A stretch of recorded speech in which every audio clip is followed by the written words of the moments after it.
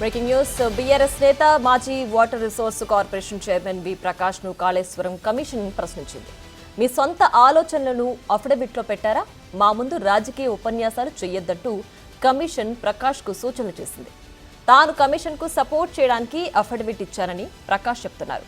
అధికారికంగా రికార్డులు, డాక్యుమెంట్స్ ఉంటే మాత్రమే చెప్పాలి అని కమిషన్ స్పష్టం చేసింది. ప్రాణహిత చేవెళ్ల నుంచి కాళేశ్వరం ప్రాజెక్టుకు ఎందుకు మార్చారని అడగ్గా ప్రజల డిమాండ్ నీటి లభ్యత కొరకే నాడు అలా చేసినట్లు ప్రకాష్ కమిషన్కు తెలిపారు. తుమ్మిడిహట్టి నుంచి మేడిగడ్డగా మారిందని, మేడిగడ్డ దగ్గర కాళేశ్వరం ప్రాజెక్టు నిర్మాణం జరిగిందని ప్రకాష్ చెప్తున్నారు. మేడిగడ్డ ప్రాజెక్టుపై కాళేశ్వరం కమిషన్ తప్పుదో పట్టిస్తున్నారని ఆయన ఆరోపించారు. కాళేశ్వరం కమిషన్ ముందు 101వ సాక్షిగా ఇవాళ నా స్టేట్మెంట్ తీసుకోవడం జరిగింది. 16 పేజీల అఫిడవిట్ ఆగస్టు నెలలో దాన్ని సబ్మిట్ చేయడం జరిగింది. అందులో 17 అంశాల గురించి నేను మెన్షన్ చేయడం జరిగింది. వారు అడిగిన మొదటి ప్రశ్న, తుమ్మిడిహట్టి నుంచి కాళేశ్వరంకు ఎందుకు సైట్ మార్చాల్సి వచ్చింది, దాన్ని మీరు సమర్థిస్తున్నారా అని అడిగారు.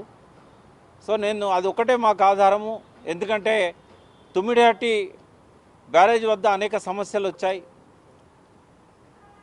మొదటి సమస్య నీటి లభ్యత లేదు అక్కడ.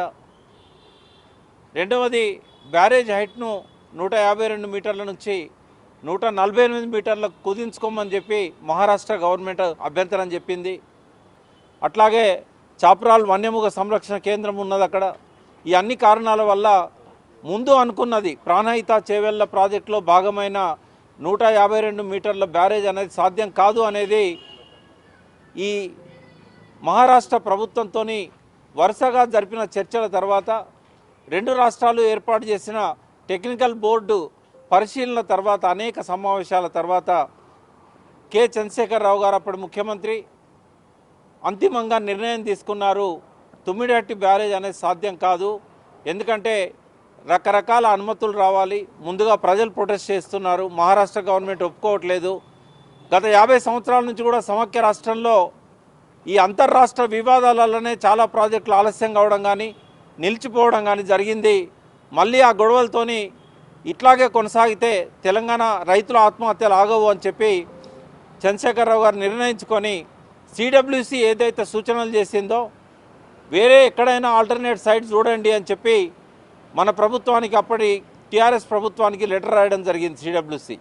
సిడబ్ల్యూసి వాళ్ళ విజ్ఞప్తిని పురస్కరించుకొని గోదావరి పైన ఇంకెక్కడెక్కడ అవకాశం ఉంది అని సైట్స్ను లైడార్ సర్వే ద్వారా వెరిఫై చేసి 3 బ్యారేజీలు నిర్మించాలని చెప్పి వ్యాప్కోస్ ఇచ్చిన రిపోర్ట్ ఆధారంగా నిర్ణయం తీసుకోవడం జరిగింది.